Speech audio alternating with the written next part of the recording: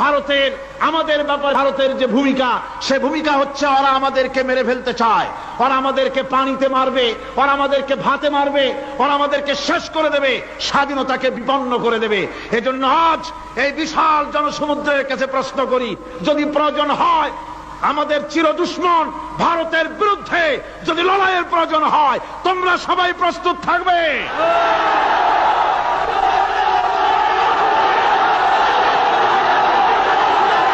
আমি আজ আপনাদের খেদমতে আরজ করতে চাই, পৃথিবীর নির্যাতিত মুসলমানদের পাশে আমরা আমাদের জীবন নিয়ে পাহারা দেব। আমাদের আর কিছু না থাকতে পারে, আমাদের ঈমানের মজবুতি আছে। ঈমানের মজবুতি আছে না? আপনারা মনে রাখবেন, ভারত তার অপসংস্কৃতি আমাদের মধ্যে ঢুকাচ্ছে। বাংলাদেশের মধ্যে মঙ্গল প্রদীপ দিয়ে অনুষ্ঠান শুরু হয়ে গিয়েছে, মঙ্গল প্রদীপ দিয়ে অনুষ্ঠান শুরু করা হচ্ছে। তারপরে নববর্ষ উদযাপনের জন্য হিন্দুয়ানি কায়দায় উদযাপন করা হচ্ছে। সাব গেমস শুরু করা হলো, কোরআনে কারীম তেলাওয়াত করা হলো না। সেখানে বর এবং বধূ বানানো হয়েছে, তাতে টোপর পরায়া হিন্দুয়ানি কায়দায় করানো হয়েছে। বাংলাদেশের কলেজ ইউনিভার্সিটির সামনে মূর্তি বসানো হতেছে। সুতরাং অপসংস্কৃতি দিয়ে ভারত বাংলাদেশের উপর তার আধিপত্য বিস্তার করতেছে। এ ব্যাপারে মুসলমানদের ঐক্য চাই।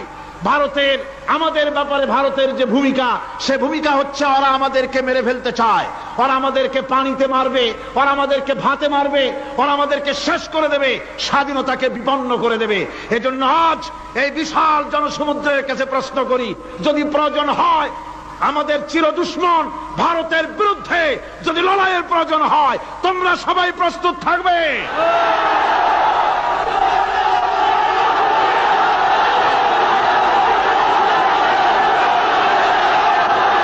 আরেকটি কাজ হচ্ছে ঐক্যবদ্ধ হওয়া। কি হওয়া? ঐক্যবদ্ধ হতে হবে আমাদেরকে। ওলামা, মাশায়েখ, পীর বুজুর্গ যারা আছে সকলকে ঐক্যবদ্ধ হতে হবে। কাদা ছড়াছড়ি বন্ধ করে দিতে হবে। কাদা ছড়াছড়ি করে কোনো লাভ নাই। কাদা ছড়াছড়ি বন্ধ করতে হবে। ঐক্যবদ্ধ হয়ে আলেম, ওলামা, বুজুর্গ সব যদি আমরা এক হয়ে যাই, আমরা দিন প্রতিষ্ঠা করতে পারবো। বাংলাদেশে ওই যে আপনি দেখেন কিছু লোক চিল্লায়, মনে করেন ওদের পত্রিকা আছে অনেক, দেওয়ালের লেখা আর পত্রিকার লেখা দেখে মনে করবেন না যে ওরা অনেক। পুকুরের মধ্যে বিরাট পুকুর, খুব লাফায় পানি, মনে করেছে যে অনেক মাছ বুঝি, পরে জাল ফেলে দেখে যে শুধুমাত্র 3টে পুঁটি মাছ। সারা শহরে ওদের পত্রিকা বেশি, দেওয়ালে তারা লেখে বেশি, তাই বলে মনে করবেন না যে ভারতপন্থী আর রুশপন্থীতে দেশ ভরে গেছে। না, তাওহীদি জনতার উত্তাল ঢেউ চলছে সারা বাংলাদেশে।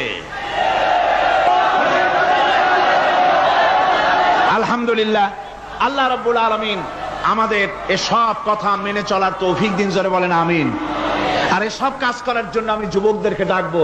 ইসলাম প্রতিষ্ঠার জন্য যুবকরা হলো সবচাইতে বেশি জরুরি। যুবক সবচাইতে বেশি জরুরি কি? জোরে কোন কি? তাকায় দেখেন তো, মাহফিলে মাথা উঁচু করে না, আপনি যেখানে বসে আছেন আপনার ডান দিকে তাকান, বাম দিকে তাকান, কাদেরে দেখেন? কোন? সারা মাহফিলে কাদেরে দেখেন? ও যুবকেরা, কিয়ামতে তোমরাই যাবা বেশি বেহেশতে, তোমরাই যাবে। সুবহানাল্লাহ। বেহেশতে কারা যাবে? যুবকরা যাবে, তোমরা বেহেশতে যাবে।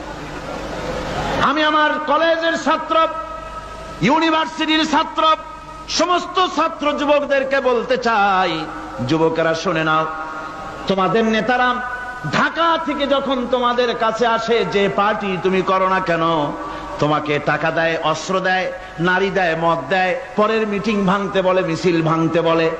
তুমি আমাকে বলো, নিজের কাছে নিজে প্রশ্ন করো, তোমার নেতা কি কোনোদিন তোমাকে বলেছে বাবা আল্লাহর দরবারে উঠতে হবে, কিয়ামতে জবাব দিতে হবে, খবরদার 5 ওয়াক্ত নামাজ ঠিক মতো পড়ো, সকালবেলায় কোরআন শরীফ পড়ো, মা বাবার খিদমত করো, আর সত্য কথা বলো, মারামারি কোনোদিন করো না, এমন কথা কোন নেতা তোমাকে কোনোদিন বলেছে নাকি? বলে নাই। তোমার নেতারা তোমাকে লাঠির মতো ব্যবহার করে। আমাদের কথা দেওয়ালে লেখো, আমাদের জন্য এই করো সেই করো, এই সব করে বেড়ায়। আমি যুবকদের বলি, খবরদার আমার যুবক ভাইরা, ফিরে আসো ইসলামের দিকে। তোমাদের রক্তের উপর ইসলাম প্রতিষ্ঠিত হয়েছে, আবার ভবিষ্যতেও তোমাদের রক্ত দিয়েই, তোমাদের শক্তি দিয়েই দিন প্রতিষ্ঠিত হবে। শাহাদাতের মৌতের চাইতে আরামের মৌত আর পৃথিবীতে মোটেও নাই। সুবহানাল্লাহ ওয়া বিহামদিহি।